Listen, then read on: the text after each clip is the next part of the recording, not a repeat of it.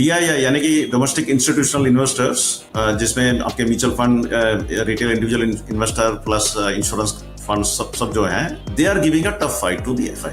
अगर आप पिछले 15 साल का डेटा देखेंगे ना, 2008 से लेके, तो सिर्फ शायद 2008 एक ऐसा साल है जिसमें जब FI ने पैसे निकाले, DII ने सिर्फ उसका 70% ला पाए मार्केट में। NAV तो वो एक फिगर है जो दर्शाता है कि आपको एक यूनिट पे कितना पैसा मिलेगा या एक यूनिट खरीदने के लिए कितना आपको देना पड़े। अगर 10 रुपए का NAV है, इसका मतलब ये नहीं कि वो 20 रुपए के NAV के इससे सस्ता है या और अच्छा है। वो NAV का जो फिगर है इन्वेस्टमेंट करने के लिए, that is not a go to metric.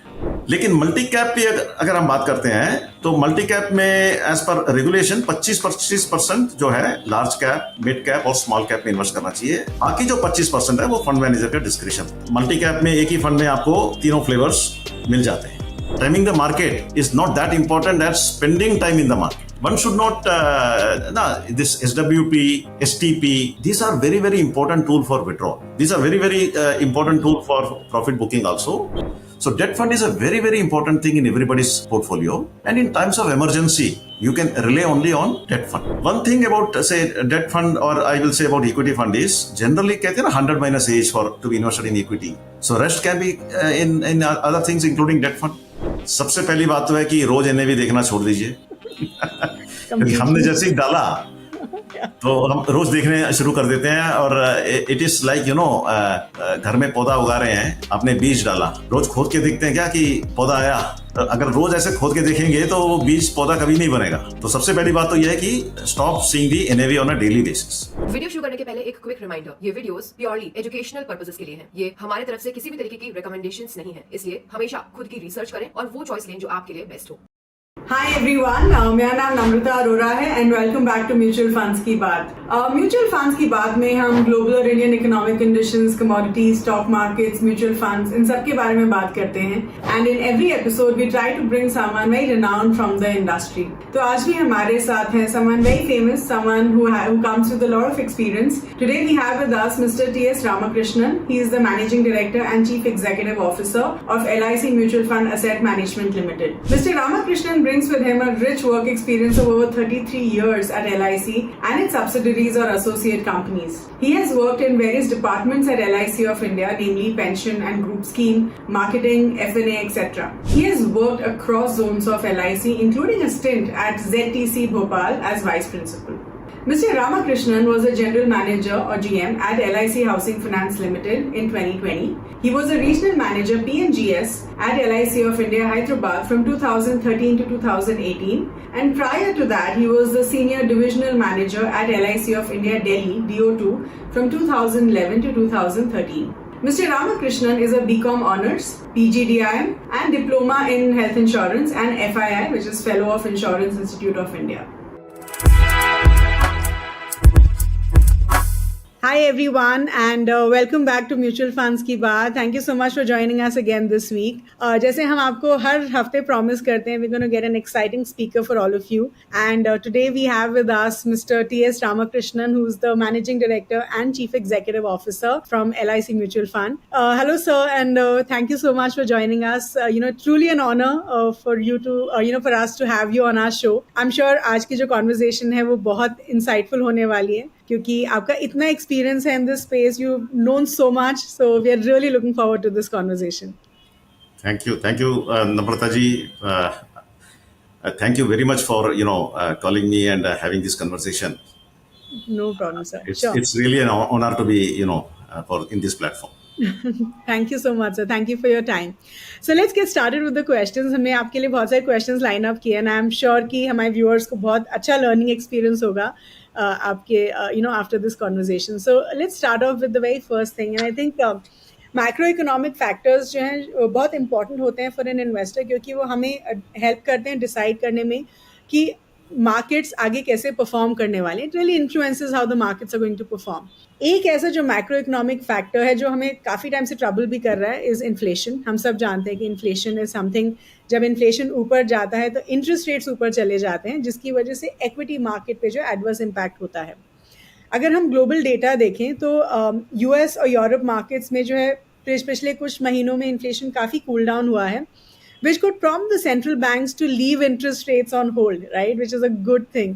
तो ग्लोबल मार्केट्स के लिए क्या ये अच्छा सिनेरियो है एंड इंडियन मार्केट्स पे इसका Yeah, क्या yeah. इम्पैक्ट हो सकता है? या एब्सोल्युटली।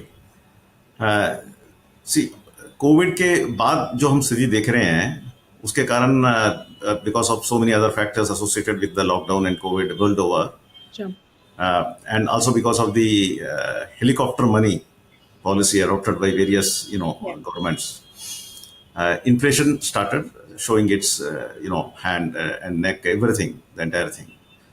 तो हुआ क्या, उसके कारण इंटरेस्ट रेट भी बढ़ने लगे, है ना। लेकिन अभी स्थिति ऐसी आ गई है कि कुछ महीनों से शायद अभी एक स्टेबिलिटी बना हुआ है पूरे विश्व में एक तरह से, खासकर यूरोप में, यूएस में, बिकॉज यूएस को बोलते हैं ना मदर ऑफ ऑल मार्केट्स। तो वहां पे अगर एक कहावत भी है कि if US nieces the rest of the world catches cold, तो ये बहुत ही सही है कि अगर वहां पे इंटरेस्ट रेट ऑलरेडी चरम सीमा में पहुंच गया है तो शायद एक आध बार और बढ़ने का शायद एक्सपेक्टेशन है। लेकिन अभी फिलहाल उसके बारे में संकेत उतना ज्यादा मिल नहीं रहा कि मतलब एकदम इस बार बढ़ेगा या अगली बार बढ़ेगा करके।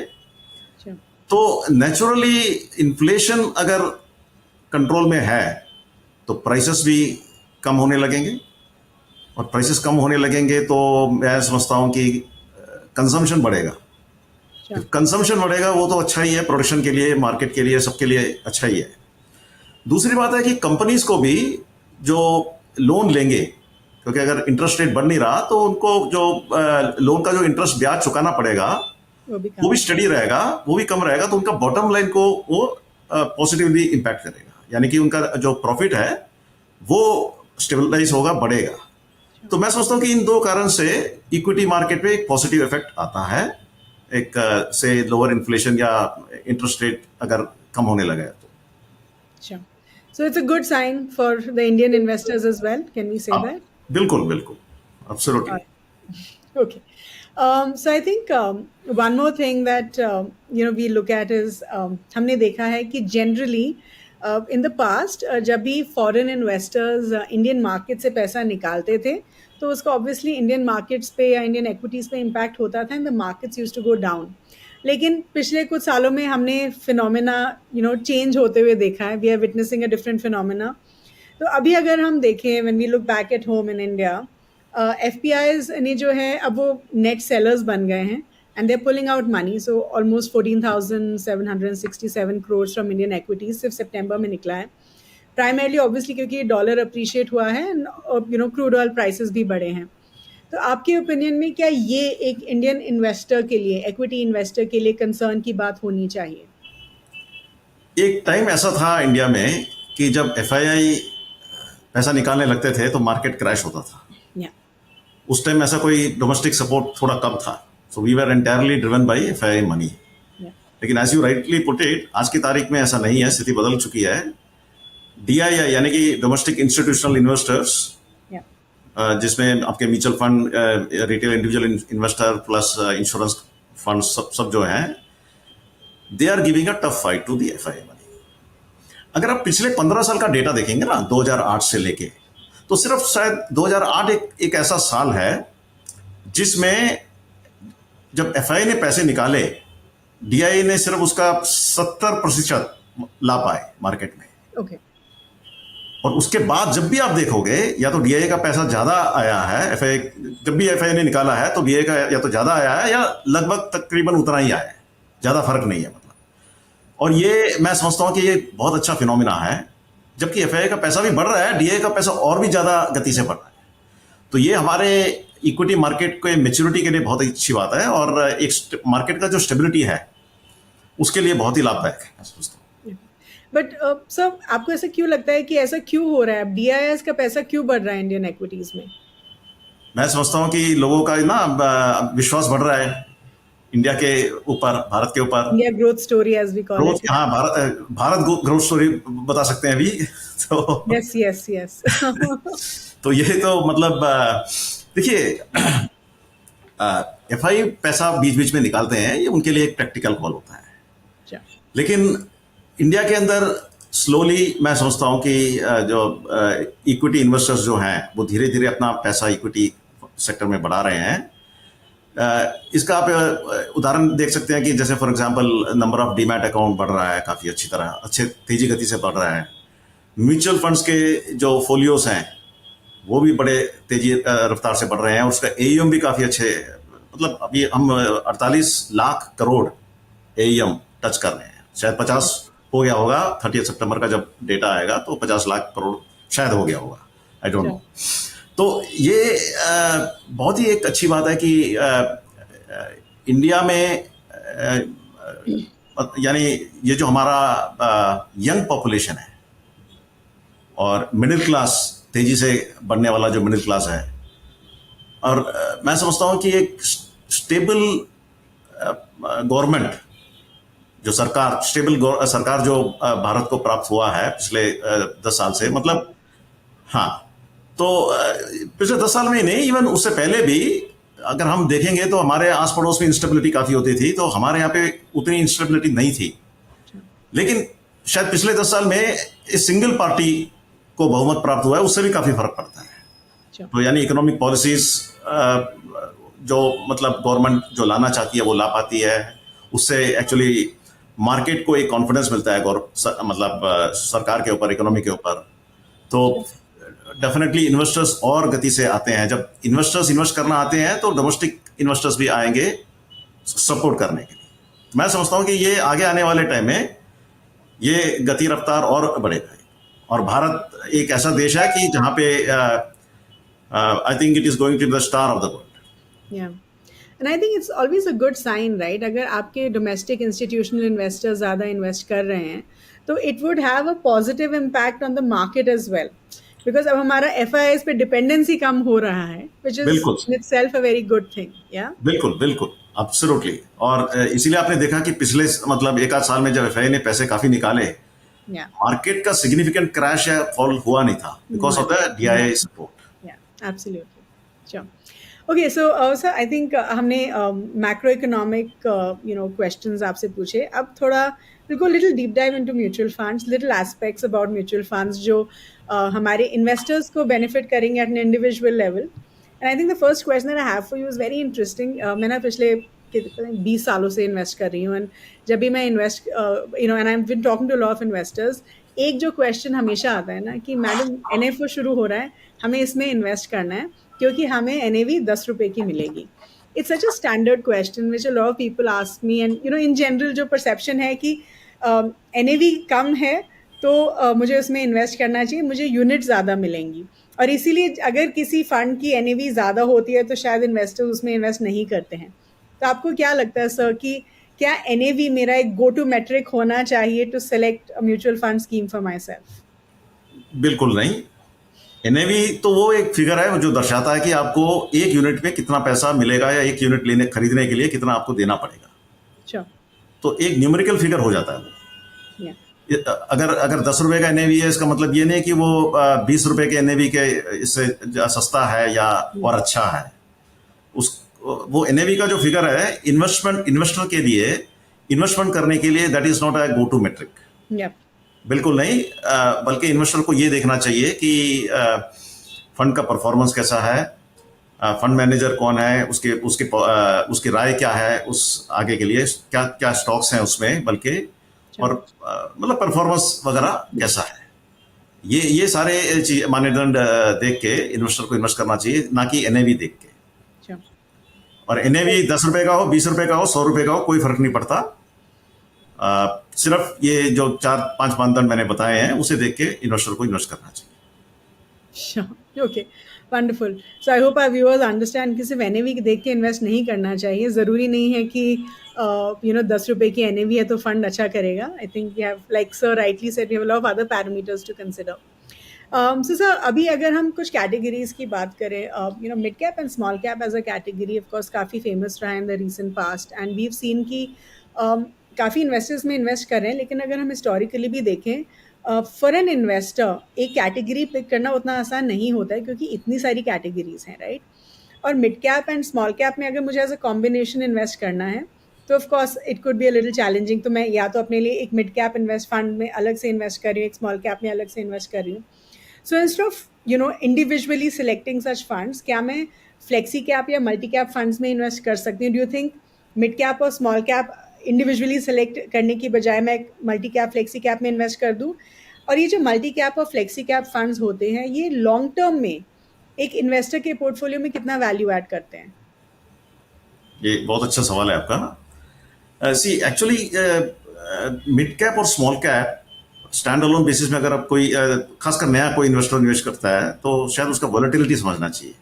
Mid cap and small cap में वॉलेटिलिटी बहुत ज्यादा होता है, और फ्लेक्सी कैप और मल्टी कैप में थोड़ा कम होता है। उसका कारण यह है कि फ्लेक्सी कैप में फंड मैनेजर का एक राइट होता है कि वो कोई भी मिड कैप में से इन्वेस्ट करे, लार्ज कैप में इन्वेस्ट करे या स्मॉल कैप में इन्वेस्ट करे। लेकिन अधिकतर अगर हम फंड को देखते हैं तो अधिकतर it is tilted the bias is towards large cap, flexi cap में।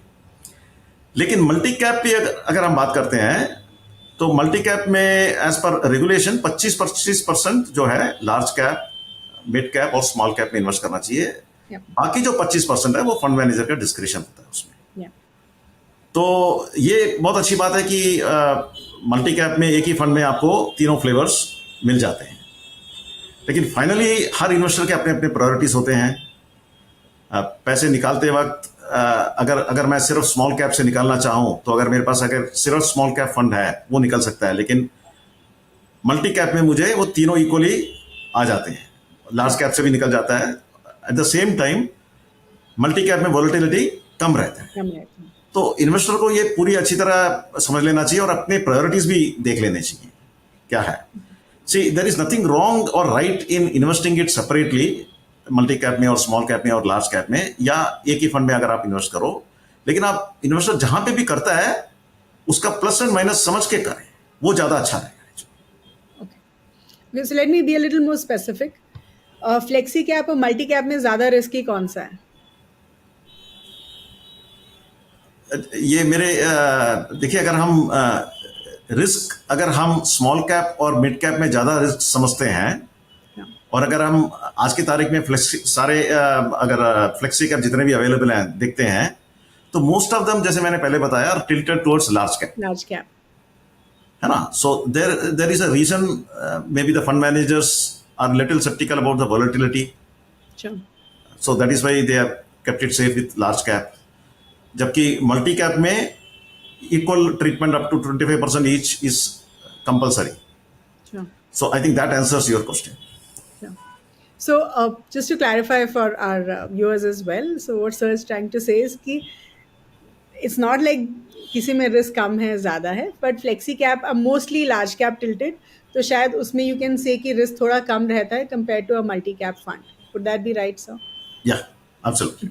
As long as fund managers are tilted towards large cap. Okay. And I think multi cap में अगर देखा जाए तो because there's large, mid, small तीनों का component, and हमें पता है कि अलग market cycles में अलग categories या अलग market caps perform well, तो it's possible कि as a fund manager अगर मुझे मान लीजिए small cap में से निकालना है, लेकिन अब मैं नहीं निकाल सकता क्योंकि multi cap में I have to put that 25% in small cap. So I guess that also could be a challenge, but yeah. Fair enough. Okay. So I think now we're going to discuss one more thing. So we were talking about large caps, and आप अभी बात कर रहे थे कि हमारे देश में अगर हम फ्लेक्सी कैप फंड्स देखें तो काफ़ी लार्ज कैप की तरफ टिल्टेड रहते हैं। अभी जो है लार्ज कैप की तरफ फोकस वापस जा रहा है। We are seeing a turn around which is expected in this space.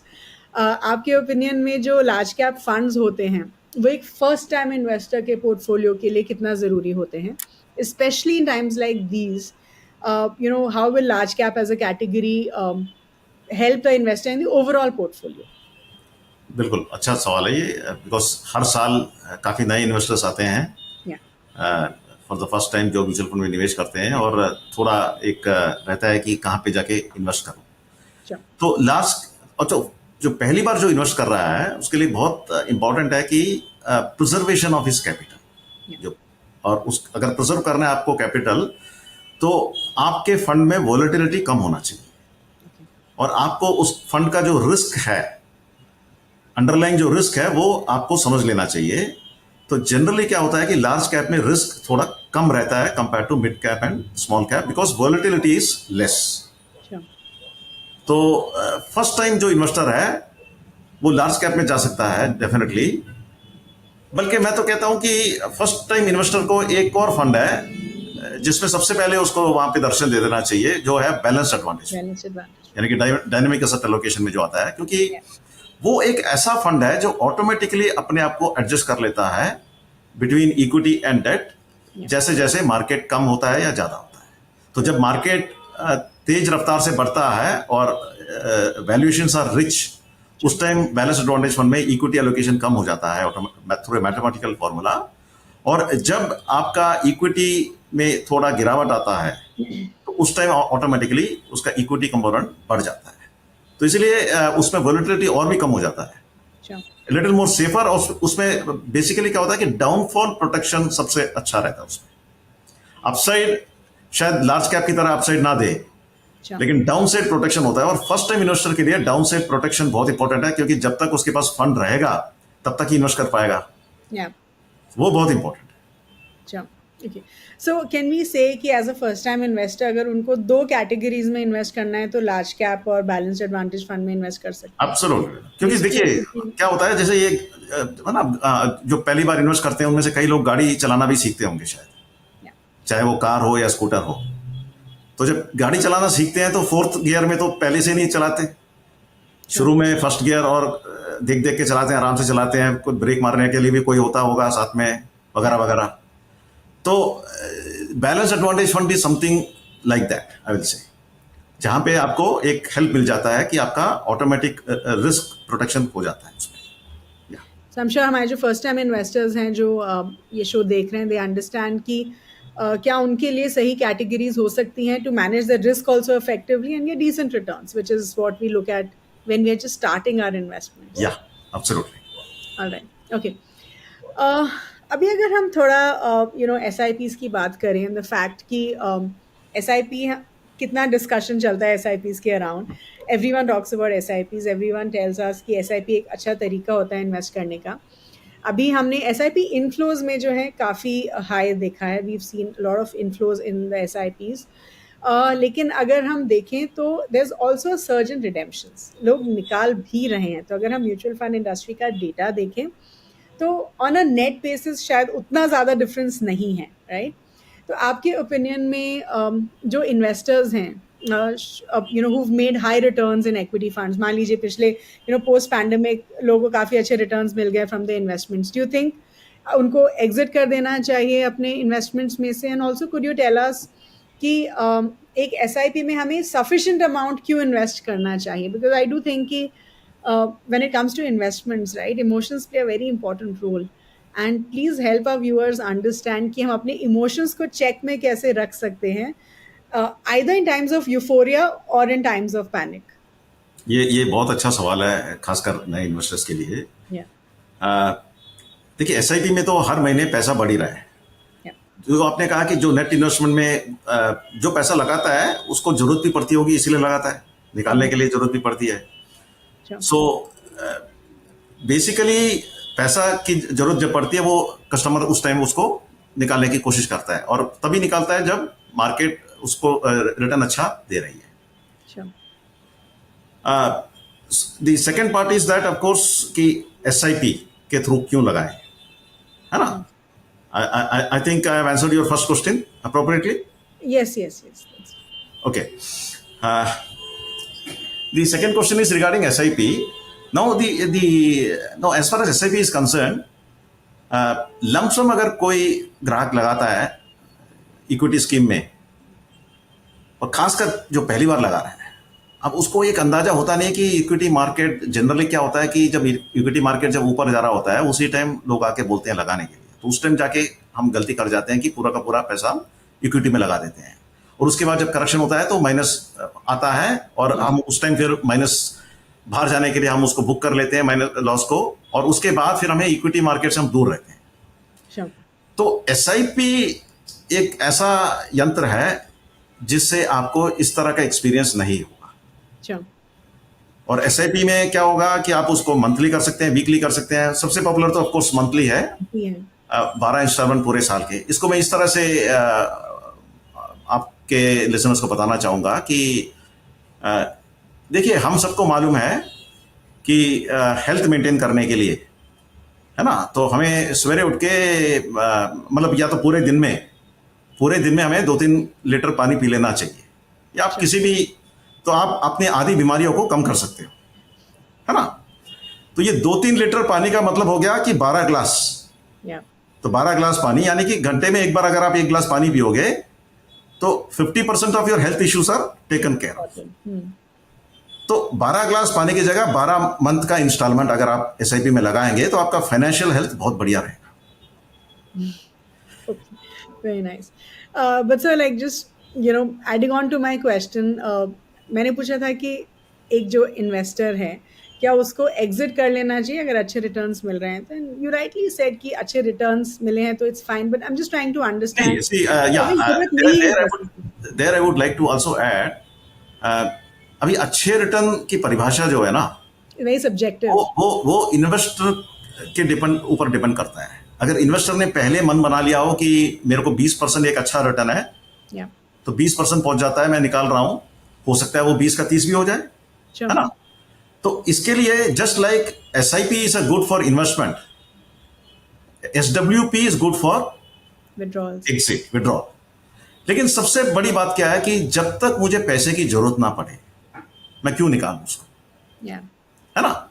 और पैसे की अगर मुझे जरूरत पड़ती है, जैसे फॉर एग्जांपल हायर एजुकेशन के लिए चाहिए, शादी के लिए चाहिए, या मेरा मतलब घर बनाने के लिए, कोई भी मेजर एक्सपेंस के लिए चाहिए, तो मेरी प्लानिंग ऐसी होना चाहिए कि 1 साल पहले से मैं शुरू कर दूं उसमें से SWP के थ्रू निकालने का, ताकि मैं पूरे साल में वॉलेटिलिटी फेस ना करूं। हो सकता है कि जिस टाइम मुझे पैसे की जरूरत हो उस टाइम मार्केट में थोड़ा गिरावट आया हो, तो मेरे को कम अमाउंट मिलेगा, तो इससे अच्छा है कि मैं उसको स्प्रेड आउट कर दूं 12 महीने में, तो एवरेज आउट हो जाएगा। तो एवरेज आउट होगा तो 1 साल के अंदर एक मिनी साइकिल आई जाता है, हाई एंड लो का मिनी साइकिल आई जाता है, तो वो एक अच्छा तरीका होगा एक व्यक्ति को पैसे निकालने का। और अगर पैसे की जरूरत नहीं है तो let it get be invested there only, क्योंकि लॉन्ग रन मार्केट हमेशा, the long run market is growing only. How about maybe an STP also, right? I mean, STP could be a good option instead of... Exactly. SWP or STP. See, STP to a debt fund, for example. है ना? See, when especially when you have a target, say 1 year later मेरे को पैसे की जरूरत है, तो मैं अभी से मैं शुरू कर दूं कि 12 इंस्टॉलमेंट में उसको डेट फंड में मैं ट्रांसफर करना शुरू कर दूं, शॉर्ट टर्म डेट फंड में, जिसमें वॉलेटिलिटी बहुत ही कम है। तो 12 महीने के बाद जब मुझे पैसे की जरूरत पड़ेगी तो उस टाइम मैं वहां से डेट फंड से निकाल के मैं अपना एक्सपेंस मीट कर रहा हूँ। Absolutely right. STP is a even better option because you remain with the same fund house. With the same fund house, yeah. All right, okay. So I guess जब हम equity funds की बात करते हैं, so it's not about buying well. I don't think कि entry लोग उतना देखते हैं. Exit is more important, and we were just discussing about the exit. तो हम बोलते हैं कि it's not about buying well, it is about selling well. तो आपके ओपिनियन में एक इन्वेस्टर कैसे, how can an investor sell well? And when is the right time to exit mutual funds so that we don't really have to give in to fears? जैसे of course one of the strategies कि आपको financial goal achieve होने वाला है and you exit. But any other exit strategy that you have? Basically क्या होता है कि हम SIP से एंटर कर ले, है ना, देन विड्रॉ करने के लिए हम टाइमिंग की चिंता ना करें। जितना ज्यादा टाइम हम वहां पे इन्वेस्ट कर सकते हैं, सिर्फ timing is not, timing the market is not that important as spending time in the market. So it is very important. Now as I said, the one should not this SWP, STP, these are very very important tool for withdrawal. Sure.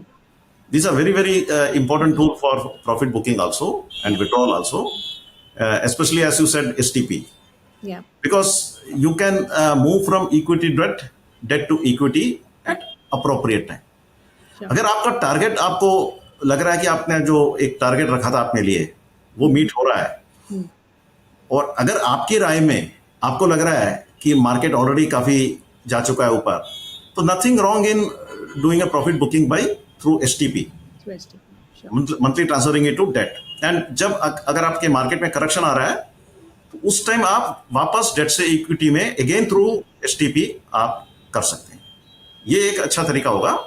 और अगर आपको गोल meet करना है तब भी आपको STP ही का ही प्रयोग करना पड़ेगा। सबसे बड़ी बात है कि आपको मार्केट में अगर गिरावट आ रहा है तो पैनिक सेलिंग नहीं करना चाहिए। वो बहुत इंपॉर्टेंट है कि पैनिक सेलिंग ना हो आपको। तो ये जो एसटीपी, एसडब्ल्यूपी और एसआईपी, ये सब आपके पास ये जो यंत्र हैं ये वोलेटिलिटी को कम करते हैं, रिस्क को भी आपका कम करते हैं और आपको एक एवरेज प्राइस देते हैं which is far above the assumption price that or the exit price that you may get if you sell in a panic.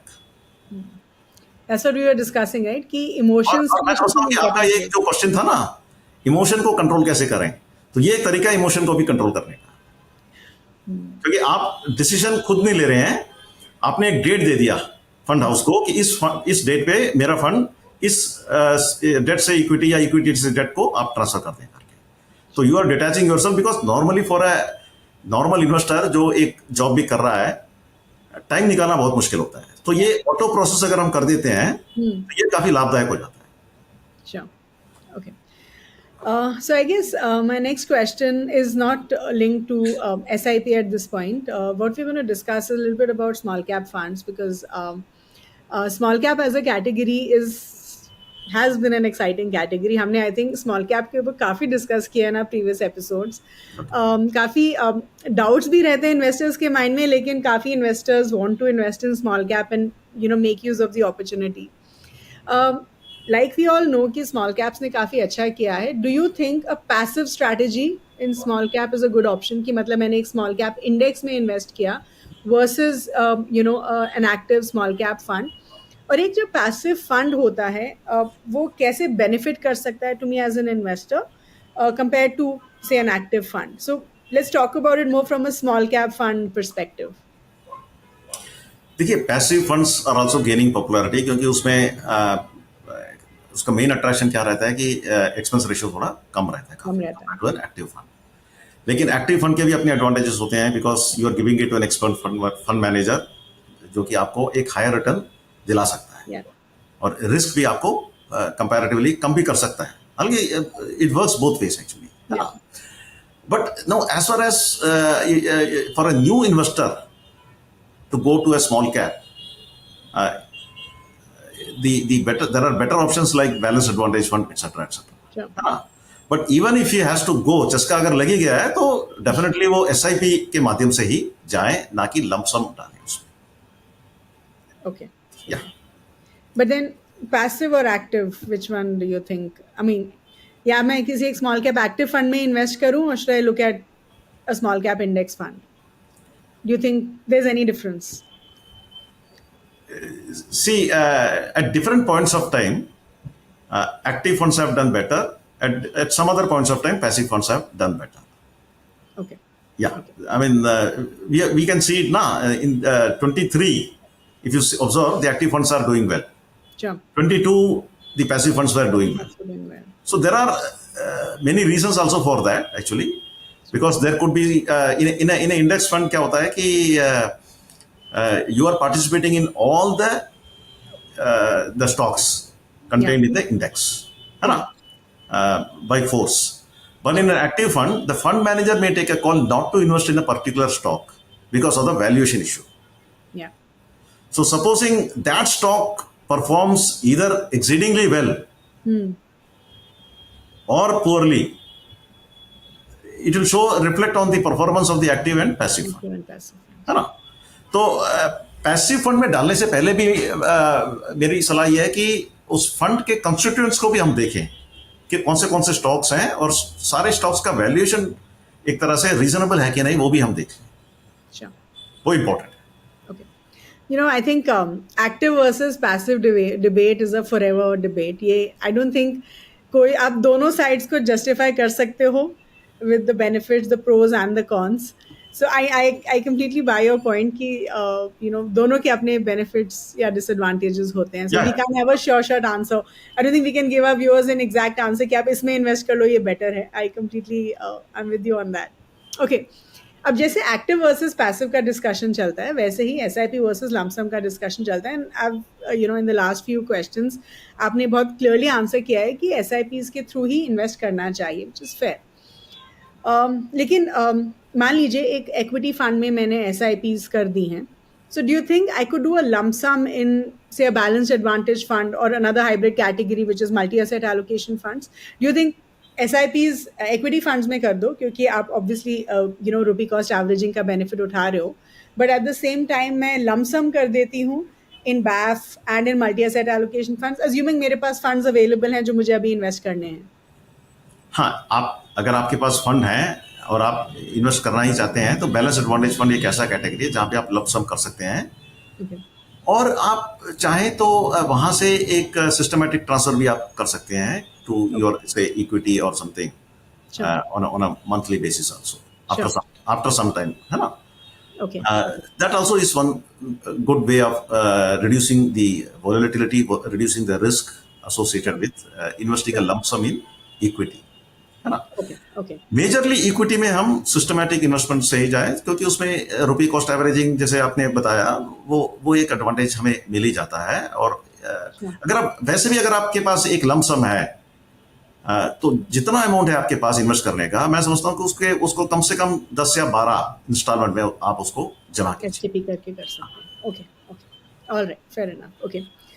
You know, sir, जब भी हम ये you know when we have these conversations with a lot of our speakers, हम लोग equity और hybrid funds के बारे में बहुत डिस्कशन करते हैं, but I think एक कैटेगरी जो हम मिस आउट कर जाते हैं, which we would like to include in this particular episode, is talking about debt funds. And I do think debt funds एक बहुत important कैटेगरी है जिसके बारे में उतना डिस्कशन होता ही नहीं है.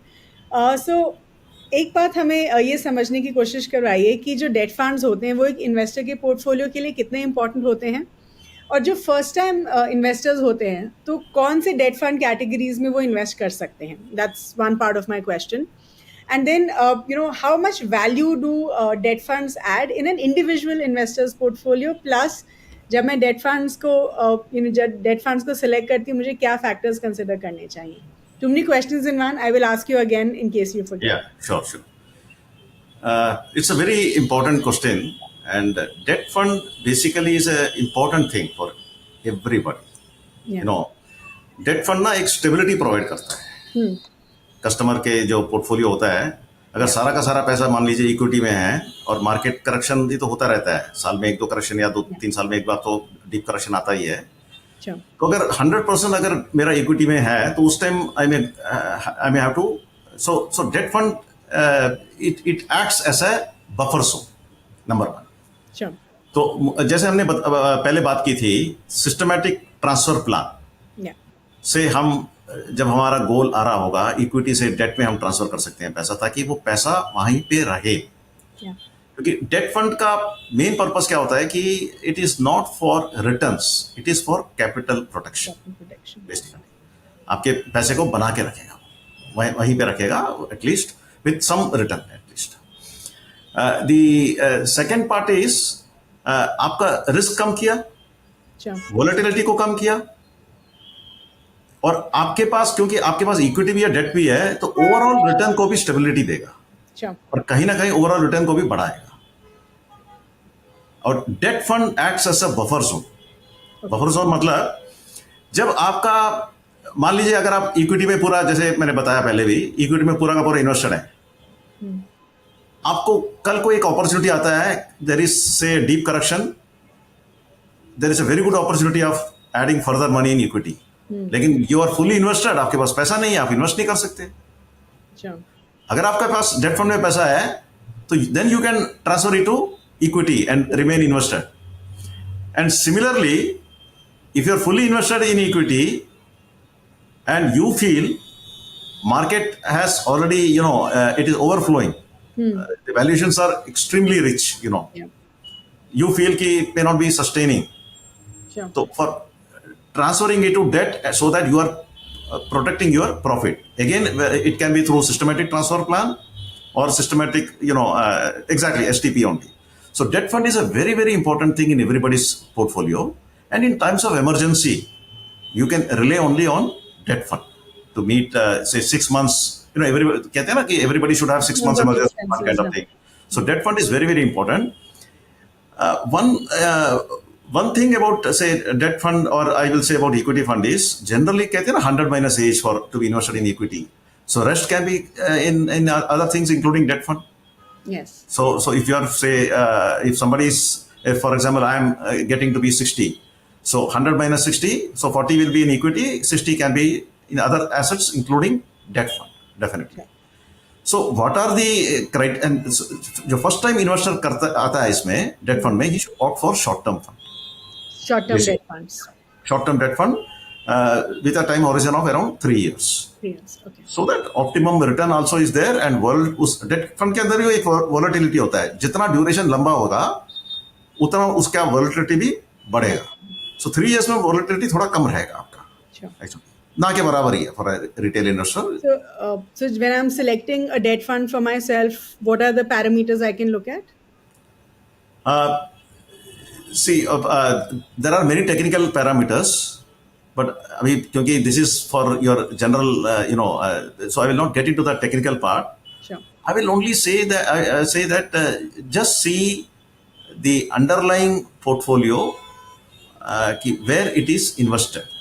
Okay. If it is majority invested, say in AAA rated or AA plus rated, go in for that. Sure. That is the first criteria. Other than that, your how comfortable इसका मतलब duration कितना है, Sure. modified duration कितना है, देख सकते हैं, ये भी देख सकते हैं. So does it match your goal? क्योंकि आप भी कुछ सोच के डेट फंड में डाल रहे हैं कि इतने साल के बाद मुझे पैसे की जरूरत पड़ेगी, तो उतने साल का मैच कर रहा है क्या उसका पोर्टफोलियो, आप ये भी देख लीजिए. Fair enough. So generally we advocate short term debt fund which is for 3 years, and even if you withdraw it say after 1.5 years, अगर जरूरत पड़ी पैसे निकालने की तो निकाल सकते हैं, उसमें इशू नहीं है. Sure. Okay. So now, sir, just help us with some basic thumb rules जो एक mutual fund investor को follow करने चाहिए. You could also give us a checklist या फिर basic do's and don'ts जो mutual fund investors follow कर सकते हैं. सबसे पहली बात तो है कि रोज एनएवी देखना छोड़ दीजिए. I agree. क्योंकि हमने जैसे ही डाला तो हम रोज देखने शुरू कर देते हैं, और इट इज लाइक आप घर में पौधा उगा रहे हैं, आपने बीज डाला मिट्टी में, रोज खोद के देखते हैं क्या कि पौधा आया. अगर रोज ऐसे खोद के देखेंगे तो वो बीज पौधा कभी नहीं बनेगा. तो सबसे पहली बात तो यह है कि stop seeing the NAV on a daily basis. Once in a month we should monitor, है ना, and make full use of systematic investment plan, systematic withdrawal plan, systematic transfer plan. Yeah. और equity में ऐसा ही होना चाहिए. And the thumb rule for equity is 100 minus age, as I told earlier. So as far as possible, that can be a guiding this thing. There is no hard and fast for that. Sure. It all depends upon your risk appetite. Sure. Somebody can have a higher risk appetite also, but that risk appetite also go to it through a systematic plan only. All right. Even if it is for supposing for example somebody suddenly gets 10 lakh, now he's in a hurry to invest entire thing in equity. At least divide it into 12 parts, 12 months, and then go. So instead of even dividing it to 120 parts or something like that. Sure. Hai na? Then once in a month, once in a quarter, check the performance of your fund. Check the deletion of the scripts. Are you comfortable with that? Okay. Check how the fund manager is doing once in a year maybe. Okay. And overall, there are various other websites which help you to take an informed decision with star rating and other things also. So how comfortable you are with the kind of fluctuations that fund is showing, ये आप जरा देख लीजिए, and accordingly can take it. But the main thumb rule is daily stop seeing the NAV. That is the most important thing. I completely agree with you on that. I think that's such an important thing. हर रोज बैठ के आप like I always say this कि अगर हमारे parents जिन्होंने काफ़ी real estate investments की हैं in their time, and imagine अगर हर रोज़ उनको कोई ऑप्शन देता है कि आप हर रोज़ अपने प्रॉपर्टी का प्राइस चेक करो, और हर रोज़ ऑप्शन भी देता है उसको बेचने का, तो शायद वो एसेट बिल्ड नहीं कर पाते जैसे उन्होंने बिल्ड किए हैं. जल्दी बेच देते उसको. जल्दी बेच देते उसको. Yeah. Absolutely. Okay, so sir, you've been investing, I'm sure, for so many years now. So please help us understand some learnings, some takeaways from your personal journey, जो हम as investors अपने journey में implement कर सकते हैं. मेरे ख्याल से ये जो मैंने अभी बोला था, NAV नहीं देखना है. हाँ, so all these things are applicable there also, I think, है ना? There is, तो ये जो मैंने जो नहीं करना बोला था ना, ये सब मैं एक जमाने में करता था. तो वहीं से, I mean, it applies to everybody. Basically, we all learn from our mistakes only. So you see, again, I think I'm repeating only, but SIP, STP, SWP are very, very important tools. The most important tools for wealth creation. Okay. So maybe systematically investing or withdrawing is what we should do. And have a certain percentage of funds, as I said, in debt also. Sure. Maybe equity and debt both. Maybe in other assets also, little bit here and there. But do ensure that whenever you want money, you are in a position to get it. At the same time, avoid the temptation of stopping your SIP, withdrawing your money, उधर profit देखा और withdraw कर दिया. जितना ज्यादा चलेगा उतना ही ज्यादा उसमें ग्रोथ भी आएगा. And tax loss also benefit you if you are a very long-term investor. So follow all these simple rules. That's my humble advice to everybody. Okay, just a one-off question. आप ये बताइए कि आपके personal portfolio में favourite funds कौन से हैं आपके? Favorite category? Category, I'll say is large cap. Yeah, largely, mostly large caps. Okay, all right. Okay. Any book recommendations, sir, for our viewers? There is one book called Uncommon Sense for the Thoughtful Investor by Howard Marks. I think it's a very good book which takes the investor through the making him learn about the risk aspect, and then as well as 4 or 5 very good points are covered there. I'll strongly recommend that book for your people who watch the channel to go through that book. Sure. Yeah. Brilliant. Thank you so much, sir, for all your time. I think ये episode, I'm sure, हमारे viewers को बहुत अच्छा लगने वाला है. And thank you for giving us your valuable time once again. And we hope to, have you on our show again. So thank you. Thank you, madam. Thank you very much. Thank you so much. Take care. Thank you. Bye. Wow, what a wonderful and knowledgeable conversation that was with Mr. Ramakrishnan, and I'm sure आप सबको ये episode बहुत अच्छा लगा होगा. तो quickly जो भी हमने points discuss किए थे वो मैं आपके लिए summarize कर देती हूँ. तो सबसे पहले हमने ये discuss किया कि US और यूरोप में जो काफी measures लिए गए थे inflation को control करने के, उनकी वजह से जो है इन्फ्लेशन अब काफी कूल डाउन हो गया है. तो ये माना जा रहा है कि अब जो सेंट्रल बैंक्स हैं वो इंटरेस्ट रेट्स को होल्ड पे रखेंगे. तो क्या ये इंडियन मार्केट्स के लिए अच्छा है? So Mr. Ramakrishnan says कि there is a saying that every time US sneezes, the rest of the world catches cold. तो definitely अगर US में इन्फ्लेशन कम रहेगा तो उसका positive impact in Indian equities पे डेफिनेटली होगा. फिर हमने ये डिस्कस किया कि in the month of September foreign institutional investors FIIs ने 14,767 करोड़ इंडियन एक्विटी से निकाला था. तो मिस्टर रामाकृष्णन सेज कि देयर वाज अ टाइम जब FIIs इंडियन मार्केट से पैसा निकालते थे तब इंडियन मार्केट्स काफी गिर जाती थी. लेकिन अब जो है एवरी टाइम FIIs एग्जिट, हमारे जो डोमेस्टिक इंस्टीट्यूशनल इन्वेस्टर्स हैं दे step in and support the markets. And this obviously shows the kind of investor confidence which is there in the Indian stock market at this point. फिर हमने ये भी discuss किया कि काफी इन्वेस्टर सिर्फ NAV के बेसिस पे जो है म्यूचुअल फंड्स को सेलेक्ट करते हैं. तो क्या NAV या नेट एसेट वैल्यू एक इन्वेस्टर के लिए गो टू मेट्रिक हो सकता है for selecting a fund?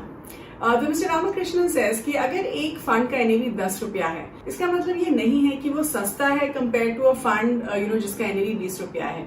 Ideally as an investor आपको एक फंड का ट्रैक रिकॉर्ड देखना चाहिए, आपको फंड मैनेजर के बारे में पढ़ना चाहिए and not just look at the NAV while you are selecting a fund. फिर हमने ये भी डिस्कस किया कि ऐसे इन्वेस्टर्स जो मिड कैप फंड्स या स्मॉल कैप फंड्स को सिलेक्ट करने में स्ट्रगल कर रहे हैं, क्या वो मल्टी कैप या फ्लेक्सी कैप फंड्स में इन्वेस्ट कर सकते हैं? तो मिस्टर रामाकृष्णन सेज कि अगर हम मल्टी कैप फंड्स की बात करें, देयर आर दोस फंड्स जो कंपल्सरीली 25% एसेट्स लार्ज कैप में इन्वेस्ट करते हैं, 25% in mid cap and 25% in small cap. So they are a good option for those investors जो थोड़ा struggle कर रहे हैं to select mid cap या small cap funds for them. At the same time, अगर हम flexi cap funds की बात करें तो flexi cap funds invest across companies of all sizes, across all sectors. लेकिन currently जो flexi cap funds हैं इंडिया में they are very large cap focused. फिर हमने ये डिस्कस किया कि अगर एक इन्वेस्टर को lump sum इन्वेस्ट करना है इन equity funds तो कैसे करें. एंड मिस्टर रामकृष्णन सेज कि अगर आपको लंप सम इन्वेस्ट करना है तो आपको बैलेंस एडवांटेज फंड्स में इन्वेस्ट करना चाहिए. इनको हम बैफ भी बोलते हैं क्योंकि जो बैलेंस एडवांटेज फंड्स होते हैं ये आपको डाउन साइड प्रोटेक्शन प्रोवाइड करते हैं या फिर ऑटोमेटिक रिस्क प्रोटेक्शन प्रोवाइड करते हैं. And there a good option for first time mutual fund investors. फिर हमने ये भी डिस्कस किया कि ऐसे इन्वेस्टर्स जिन्होंने क्विक रिटर्न्स या क्विक प्रॉफिट्स बना लिए अपने म्यूचुअल फंड से क्या उनको अपनी SIP से एग्जिट कर देना चाहिए. एंड मिस्टर रामकृष्णन सेज कि आपको अपनी SIP से एग्जिट तब तक नहीं करना चाहिए जब तक आपको उस पैसे की जरूरत है.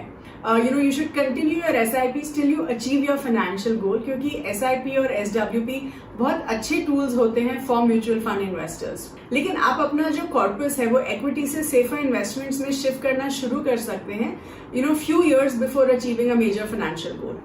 फिर हमने मिस्टर रामकृष्णन से पूछा कि क्या हम स्मॉल कैप्स में पैसिव फंड्स के जरिए इन्वेस्ट कर सकते हैं. तो मिस्टर रामकृष्णन सेज कि अगर देखा जाए तो पैसिव फंड्स जनरली थोड़े कम रिस्की माने जाते हैं कंपेयर टू एक्टिव फंड्स. लेकिन देयर आर फेसेस जब एक्टिवली मैनेज फंड्स जो हैं पैसिव फंड्स को आउट परफॉर्म करते हैं end of course vice versa. तो एज एन इन्वेस्टर सबसे पहले हमें पैसिव फंड्स के कॉन्स्टिट्यूएंट्स को समझना चाहिए और हमारे पोर्टफोलियो में एक्टिव और पैसिव फंड्स दोनों होने चाहिए. Then we also asked mister Ramakrishnan about his learnings from the equity space and he says कि सबसे पहले जो है डेली NAV को हमें नहीं देखना चाहिए. हर रोज we should not check our portfolio as well. He also says कि अगर आपको इक्विटीज में इन्वेस्ट करना है तो आपको लॉन्ग टर्म के लिए इन्वेस्टेड रहना चाहिए और SIP और SWP को इफेक्टिवली यूज करना चाहिए to reach your financial goals. He also says कि आप 100 - एज वाला थंब रूल अप्लाई कर सकते हैं to decide your equity allocation in your mutual fund portfolio. He also told us that he likes the large cap fund as a category. So that was about it in this particular episode. I hope आप सबको ये episode अच्छा लगा हो. Please do like this video, share it with everyone, and do subscribe to the Grow Mutual Fund channel. And I'll see you next week. Bye bye.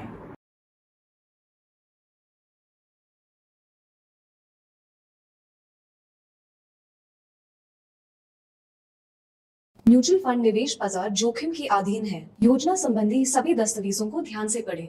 Mutual fund investments are subject to market risks. Read all scheme related documents carefully.